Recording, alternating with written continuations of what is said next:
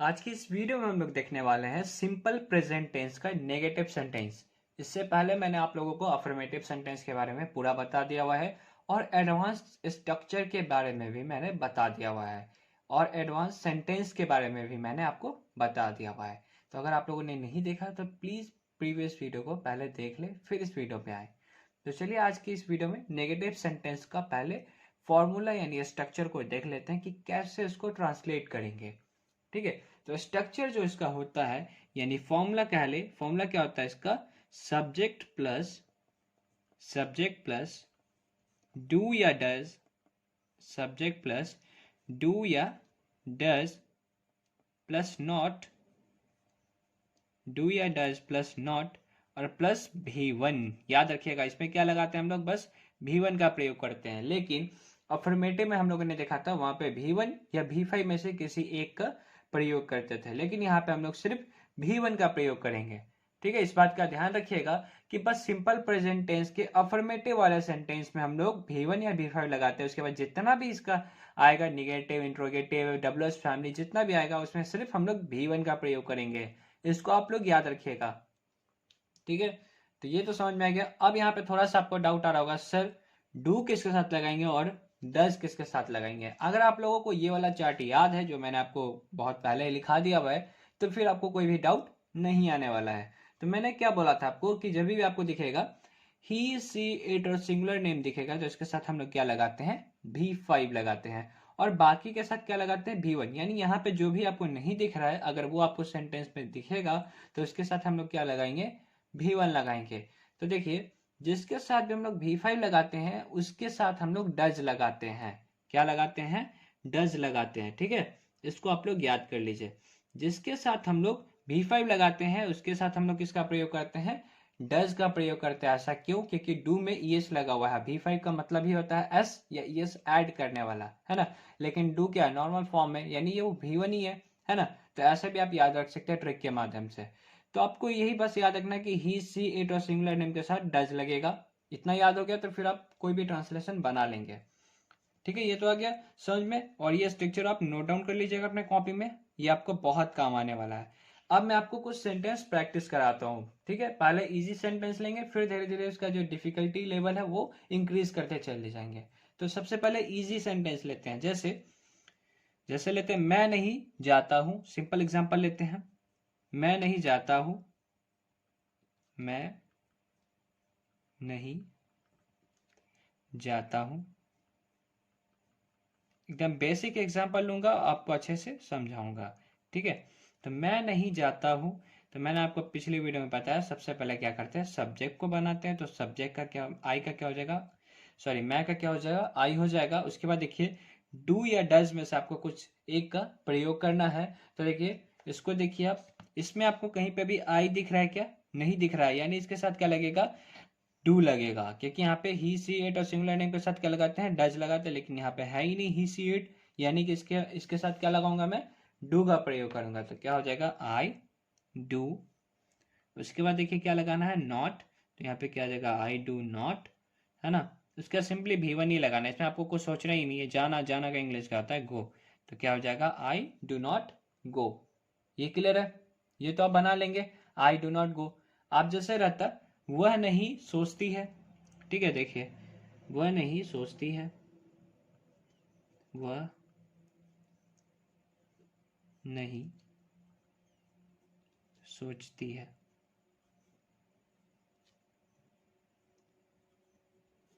देखिए वह नहीं सोचती है, इसको बनाते हैं। तो देखिए ये लड़की के लिए यूज किया गया, लास्ट में क्या है? ती है, यानी यहाँ पे क्या लिखूंगा? सी, है ना। अब देखिए सी लिख दिया, पहले सब्जेक्ट को लिख दिया। उसके बाद डू या डज में से आपको इसमें एक का प्रयोग करना है। तो बताइए सी के साथ क्या लगेगा? डू या डज? तो देखिए मैंने आपको पहले बता रखा है ही, सी, इट में से कुछ भी दिखेगा तो क्या लगाएंगे? डज। यानी यहाँ पे सी दिख गया तो इसके साथ क्या लगाएंगे? डज। तो यहाँ पे क्या आ जाएगा? डज आ जाएगा। तो सी डज।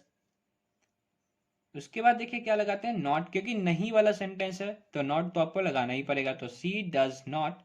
और सोचना का इंग्लिश होता है थिंक, आप याद कर लीजिएगा, THINK। ठीक है, तो क्या हो जाएगा? सी डज नॉट थिंक। ठीक है, समझ पा रहे हैं? यहाँ तक कोई भी डाउट नहीं होगा। ठीक है, क्लियर है? आप सेंटेंस का लेवल थोड़ा इंक्रीज किया जाए, यहाँ तक तो बना लेंगे ना भाई, ये तो बहुत बेसिक है, ये यहाँ तक तो सबको क्लियर होगा। अब सेंटेंस को थोड़ा टफ करते हैं। जैसे थोड़ा सा बड़ा एग्जांपल लेते हैं, जैसे राम तुम्हारे बारे में, राम तुम्हारे बारे में नहीं जानता है, नहीं जानता है। ठीक है, राम तुम्हारे बारे में नहीं जानता है। तो सबसे पहले क्या करेंगे, राम को बना देंगे। तो क्या हो जाएगा यहाँ पे राम। अब राम के साथ क्या लगाएं, डू या डज लगाएं, डू या डज। तो मैंने आपको बताया था सिंगुलर नेम के साथ क्या लगाते हैं, डज लगाते हैं। ये आपका क्या है, सिंगुलर नेम है। ये फर्स्ट ही वीडियो में मैंने बता दिया था। तो राम डज, ठीक है, राम डज। उसके बाद नॉट लगाते हैं, तो राम डज नॉट। उसके बाद देखिए क्या लगाते हैं, V1। तो V1 यहाँ पे क्या है, जानना यानी नो। तो राम डज नॉट नो। ठीक है, उसके बाद मैंने आपको बताया था के बारे का इंग्लिश क्या होता है, के बारे का इंग्लिश क्या होता है, अबाउट। तो यहाँ पे क्या आ जाएगा, अबाउट। तो राम डज नॉट अबाउट। उसके बाद क्या हो जाएगा, तुम्हारे का क्या हो जाएगा, यू। तो Ram does not know about you, Ram तुम्हारे बारे में नहीं जानता है। अब इसको थोड़ा सा और भी बड़ा कर सकते हैं, जैसे राम तुम्हारे बारे में कुछ नहीं जानता है ना, ऐसे बना सकते हैं। या फिर राम तुम्हारे बारे में सब कुछ जानता है, ये तो मैंने आपको बता दिया था। ऐसे बना सकते हैं, राम तुम्हारे बारे में सब कुछ नहीं जानता है ना। तो क्या हो जाएगा, Ram does not know everything about you. Clear है, ये तो बना लेंगे। चलिए अब थोड़ा और सेंटेंस को इसमें ऐड करते हैं, सेंटेंस को थोड़ा सा और बड़ा करते हैं। जैसे जैसे रहेगा, मैं रमन और मोहन, मैं रमन और मोहन, मैं रमन और मोहन, मैं रमन और मोहन के साथ, मैं रमन और मोहन के साथ क्रिकेट नहीं खेलता हूँ, क्रिकेट नहीं खेलता हूँ, नहीं खेलता हूँ। इसको बनाते हैं। देखिए सेंटेंस कितना बड़ा लग रहा है, कुछ बच्चे तो यहीं पे छोड़ देंगे, लेकिन हम लोग बनाएंगे। ठीक है, हम लोगों को प्रैक्टिस करना है। तो आई का, मैं का क्या हो जाएगा, सबसे पहले यहाँ पे क्या हो जाएगा, आई हो जाएगा। आई के साथ क्या लगाते हैं, डू या डज। तो डू लगाते हैं, तो आई डू। उसके बाद नॉट भी लगाते हैं, तो आई डू नॉट। ठीक है, उसके बाद देखिए वर्ब क्या आपका, खेलना। तो खेलना का क्या होता है, प्ले। तो आई डू नॉट प्ले, है ना। क्या नहीं खेल रहे हैं, क्रिकेट। तो I do not play cricket, है ना, I do not play cricket. Clear है, I do not play cricket. उसके बाद के साथ का इंग्लिश क्या होता है, विथ। मैंने आपको बताया है ना, क्या होता है, विथ। आपने प्रीवियस वीडियो नहीं देखा इसलिए आपको दिक्कत आ रहा है, पहले उसको देख ले। तो I do not play cricket with Raman and Mohan. Simply यहाँ पे लिख देंगे रमन एंड मोहन, रमन एंड मोहन। बस आपका सेंटेंस कंप्लीट हो गया। देखिए आई do not play cricket with Raman and Mohan, ऐसे आप बना सकते हैं। देखिए कितना सिंपल है और कितना बड़ा सेंटेंस है ना। चलिए अब इसी टाइप का सेंटेंस को अपने यहाँ पे तो नॉर्मली देखा मैंने कैसे बना दिया। अब मैं आपको थोड़ा सा ट्रिक के माध्यम से समझाता हूँ कि अगर आप बिगिनर हैं, एकदम आप न्यू लेवल से स्टार्ट कर रहे हैं, तब आप कैसे करेंगे। तो देखिए इसमें क्या करते हैं, थोड़ा सा चेंज करते हैं। जैसे सब्जेक्ट को थोड़ा सा चेंज करते हैं। यहाँ पे सब्जेक्ट को ले लेते हैं यहाँ पे वह। ठीक है, सब्जेक्ट की जगह पे क्या ले लेते हैं, वह। उसके बाद यहाँ पे रमन और मोहन की जगह पे ले लेते हैं हम लोग क्या ले लें, रमन और रवि ले लेते हैं, रमन और रवि। ठीक है, वह रमन और रवि, वह रमन और रवि के बिना। अब यहाँ पे क्या ले लेते हैं, के बिना। के बिना भी मैंने आपको बता रखा है। तो क्या हो जाएगा, वह रमन और रवि के बिना पटना जाता है, पटना, सॉरी पटना नहीं जाता ना, सॉरी नेगेटिव सेंटेंस कर रहा हूँ मैं, भूल ही जाता हूँ। तो क्या हो जाएगा, वह रमन और रवि के बिना पटना नहीं जाता है, जाता है। आप देखिए इसको कैसे बनाएंगे।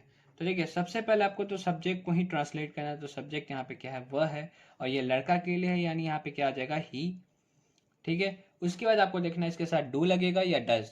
तो ही के साथ क्या लगता है, डज, तो यहाँ पे क्या आ जाएगा, ही डज। उसके बाद इसके साथ क्या लगाएंगे, नॉट, क्योंकि नहीं वाला सेंटेंस है तो नॉट। उसके बाद मैंने आपको बताया है कि हम लोग कहाँ जाते हैं, सेंटेंस के अंत में जाते हैं, उसके बाद इस वाले डायरेक्शन में हम लोग मूव करते हैं, है ना। तो जाता, जाना यानी गो, तो गो हो जाएगा यहाँ पे, है ना। उसके बाद क्या है, नहीं, नहीं का तो हम लोगों ने पहले ही बना लिया है। उसके बाद क्या है आपका पटना, है ना। इस वाले डायरेक्शन से आ रहे हैं हम लोग, सेंटेंस के अंत से सेंटेंस के फर्स्ट की तरफ आ रहे हैं, सेंटेंस के स्टार्टिंग की तरफ आ रहे हैं, ठीक है। तो पटना, तो जहां भी जाते हैं टू लगा के, तो यहाँ पे क्या हो जाएगा, टू पटना। तो क्या हो जाएगा, he does not go to Patna. Patna के बाद क्या आया, के बिना। के बिना का इंग्लिश क्या होता है, विदाउट। तो यहाँ पे क्या आ जाएगा, विदाउट। तो यहाँ पे मैं लिख देता हूँ विदाउट। उसके बाद क्या है, रवि और रमन, है ना। रमन और रवि, तो क्या हो जाएगा, विदाउट रमन एंड रवि। ठीक है, देखिए कितना बड़ा सेंटेंस था, लेकिन कितना इजीली सॉल्व हो गया। एक और ट्रिक है, देखिए मैं आपको बताता हूँ क्या करना है। अगर आपको सेंटेंस पढ़ने ही में बहुत बड़ा लग रहा है, आप सोच ही नहीं पा रहे कि इसको ब्रेक कैसे करें, उसको ट्रांसलेट कहाँ से कहाँ करें पहले, तो देखिए सबसे पहले आपको क्या करना है, इस बीच वाले को आपको भूल ही जाना है, यहाँ से लेकर के यहाँ तक वाले को आप भूल जाइए। ठीक है, इतने को आप भूल जाइए, ये तो आप भूल सकते हैं, इतना भूल जाइए, कोई लिखा हुआ भी है। पहले ये देखिए, वह पटना नहीं जाता, इसको तो आप बना सकते हैं ना, वह पटना नहीं जाता, ये तो आप बना सकते हैं। तो चलिए इसी को बनाते हैं, तो देखिए कितना इजीली बन जाएगा। देखिए वह पटना नहीं जाता, इसको बनाते हैं, तो क्या हो जाएगा, he does not, he does not go to Patna, है ना। ऐसे ही तो बनाते हैं, he does not go to Patna, यहां तक तो बना लिए। वह पटना नहीं जाता है। अब इसको पढ़िए, अब इस वाले सेंटेंस को पढ़िए, रमन और रवि के बिना। तो के बिना का मैंने आपको बताया था क्या होता है, विदाउट। तो यहाँ पे क्या लगा देंगे हम लोग, विदाउट लगा देंगे। उसके बाद रमन और रवि है, तो यहाँ पे लिख देंगे रमन एंड रवि। देखिए ऐसे भी आप बना सकते हैं। तो एक बार अगर आप प्रैक्टिस कर लेंगे ना, तो फिर सेंटेंस के साथ आप खुद खेल सकते हैं, है ना। अपने अकॉर्डिंग आप इसको तोड़ मरोड़ सकते हैं, आपको पता चल जाएगा कि कहाँ से स्टार्ट करना है, कहाँ पे एंड करना है, कौन कौन सा की पॉइंट है जो आपको पकड़ना है। ठीक है, एक और मैं इसी तरीके से आपको कराता हूँ। ठीक है, तो चलिए एक और प्रैक्टिस करते हैं। जैसे तुम मेरे बारे में नहीं जानते हो, ऐसे थोड़ा सा सेंटेंस लेते हैं। तुम मेरे बारे में नहीं जानते हो, ये तो सिंपल हो गया, थोड़ा सा बड़ा सेंटेंस लेने का कोशिश करते हैं। जैसे जैसे तुम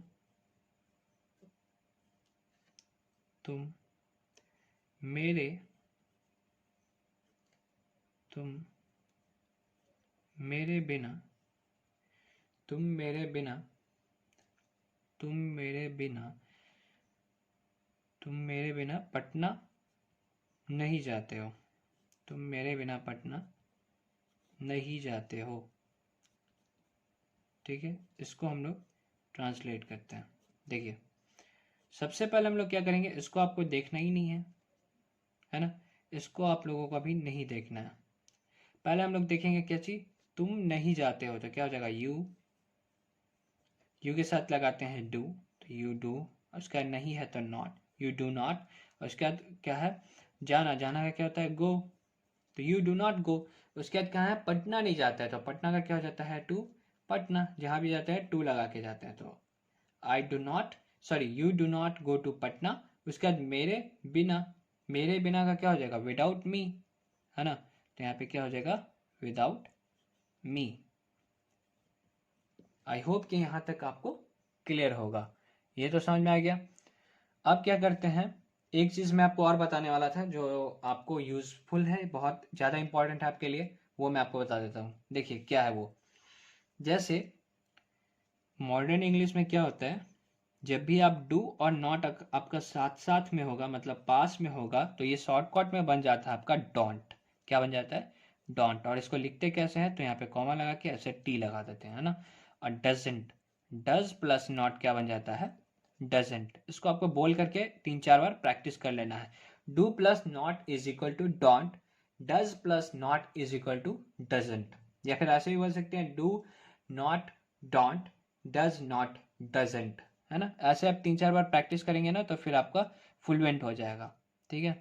तो ये क्या हो जाता है, डजंट हो जाता है। तो हम लोग शॉर्टकट का भी यूज कर सकते हैं। तो कैसे करेंगे उसको भी मैं बता ही देता हूँ। नहीं तो आप बोलेंगे सर किसी और की वीडियो मैंने देखा कि वो बना रहा है you don't go to Patna without me, तो आपका तो गलत हो गया। तो ऐसा बिल्कुल भी नहीं है, आप डू नॉट भी कर सकते हैं और डोंट भी कर सकते हैं।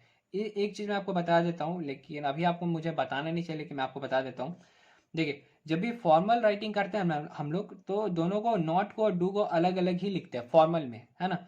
फॉर्मल में हम लोग क्या करते हैं, अलग अलग लिखते हैं, लेकिन इनफॉर्मल में क्या करते हैं हम लोग, डॉन का ही प्रयोग कर देते हैं। स्पोकन में हम लोग ज़्यादातर शॉर्टकट बोलने के लिए, थोड़ा एडवांस लेवल का इंग्लिश दिखाने के लिए हम लोग क्या करते हैं, थोड़ा डॉन्ट शॉर्टकट का प्रयोग कर लेते हैं, है ना। वैसा ही चीज़ है। तो देखिए मैं आपको शॉर्टकट का यूज़ करके भी दिखा देता हूँ। जैसे देखिए कुछ एग्जाम्पल ले लेते हैं। जैसे वह मेरे बारे में नहीं सोचती है, वह मेरे बारे में, वह मेरे बारे में नहीं सोचती है, नहीं सोचती है। आप भी घर पे ऐसे खुद से प्रैक्टिस करिए सेंटेंस लेके। कुछ भी डाउट आता तो नीचे कमेंट करिएगा, आपके डाउट का सोल्यूशन मैं दूंगा, है ना। तो भरोसा रखिएगा मेरे ऊपर, मैं आपको कभी भी आपका साथ नहीं छोड़ूंगा, मैं आपको हमेशा आपके साथ हूँ, मैं आपको इंग्लिश सिखा के रहूँगा, बस मेरे साथ बने रहिए। तो देखिए वह है, और ये लड़की के लिए ती है लास्ट में पता चल गया, तो ये क्या हो जाएगा, सी हो जाएगा यहाँ पे, है ना। तो सी, उसका सी के बाद, सी के साथ क्या लगता है, डज या डू, ये मुझे बता दीजिए। ये तो आपको पता ही होगा। देखिए यहाँ पे देखिए सी के साथ क्या लगता है, डज लगता है। इसको आप याद ही कर लीजिए, स्क्रीन शॉट ले लीजिए, पहले आप स्क्रीन शॉट लेके इसको सेव कर लीजिए, ठीक है। याद रखिएगा इसको, इसमें आपको कोई भी गलती नहीं होना चाहिए, डू और डज में। तो सी डज होगा, तो डज नॉट हम लोग लिखने ही वाले हैं, तो शॉर्टकट में हम लोग क्या कर सकते हैं, इसको डजेंट कर सकते हैं। तो यहाँ पे हम लोग क्या कर देंगे, डजेंट कर देंगे। तो सी डजेंट, सी डजेंट। उसका सोचना, सोचना का क्या होता है, थिंक, मैंने अभी आपको बताया। तो क्या हो जाएगा यहाँ पे, सी doesn't think.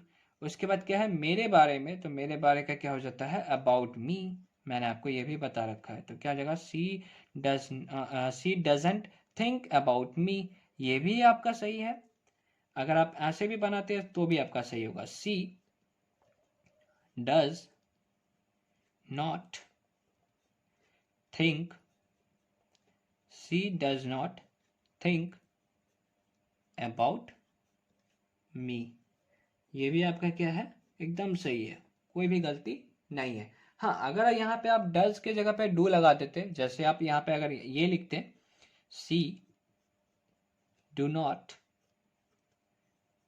C do not think about me, अगर आप कुछ ऐसा करते तो ये बिल्कुल 100% ही गलत है, क्योंकि सी के साथ डू का प्रयोग नहीं करते हैं, क्योंकि डू आपका क्या होता है, V1 होता है। और ही सी 8 के साथ हम लोग किसका प्रयोग करते हैं, V5 का प्रयोग करते हैं। तो डू का V5 क्या होता है, डू का V5 होता है डज, इसीलिए हम लोग ही सी 8 और सिंगुलर नेम के साथ किसका प्रयोग करते हैं, V5 का प्रयोग करते हैं। अगर आपसे कोई पूछे कि ही सी 8 और सिंगुलर नेम के साथ V5 का प्रयोग क्यों किया जाता है, V1 का प्रयोग क्यों नहीं किया जाता है, तो आप उनको समझा दीजिएगा। तो इसका भी एक रीजन है, क्योंकि देखिए जो भी ही सी 8 है ना, वो एक सिंगुलर, ही आपका क्या है, सिंगुलर है ना। 8 क्या सिंगुलर है, और सिंगुलर नेम तो सिंगुलर है ही। लेकिन जो वर्ब होता है ना, जैसे कोई भी वर्ब होता है, जैसे प्ले मतलब खेलना, गो मतलब जाना, जो भी आपका V1 है वो सिंगुलर नहीं होता है, उसको हम लोग सिंगुलर बनाते हैं एस या ईएस लगा करके। जो V5 होता है ना, वो आपका सिंगुलर होता है। जो भी आपका V1 है वो सिंगुलर नहीं है, उसको हम लोग सिंगुलर बनाते हैं एस या ईएस जोड़ करके, ठीक है। ये तो समझ में आ गया। तो आपको अभी स्क्रीन पे कुछ क्वेश्चन दिख रहा होगा, तो आपको अब निगेटिव का थोड़ा प्रैक्टिस करना है। अफर्मेटिव का तो मैंने आपको प्रैक्टिस करा दिया हुआ है, तो आपको घर पे भी ऐसे खुद से सेंटेंस लेके प्रैक्टिस करना है। हो सके तो आप किसी को सिखाने का कोशिश करिएगा, क्योंकि जब आप किसी को सिखाइएगा तो वो आपसे कुछ ना कुछ डाउट पूछेगा, आपको उस डाउट का सोल्यूशन खुद से खोजना पड़ेगा। तो यहाँ पे भी आपका जो माइंड है वो डेवलप होगा। तो ऐसा बिल्कुल भी नहीं है कि आप सोच रहे कि आप इंग्लिश नहीं सीख पाएंगे। आप एक बार कोशिश तो करिए, आप जरूर सीखिएगा, है ना। बस आपको थोड़ा थोड़ा करके प्रैक्टिस करना है। सबसे पहले मैं आपको पूरा बेसिक से पढ़ा रहा हूँ। सबसे पहले आपको टेंस पढ़ाऊंगा, उसके बाद मॉडल्स, उसके बाद वॉइस, जितना भी चैप्टर है ना स्टेप बाय स्टेप सिखाऊंगा। ये नहीं कि एक बार मैं आपको 10 कदम करा दूंगा। तो मिलते हैं नेक्स्ट वीडियो में, तब तक के लिए अपना ध्यान रखिए। जय हिंद, जय भारत।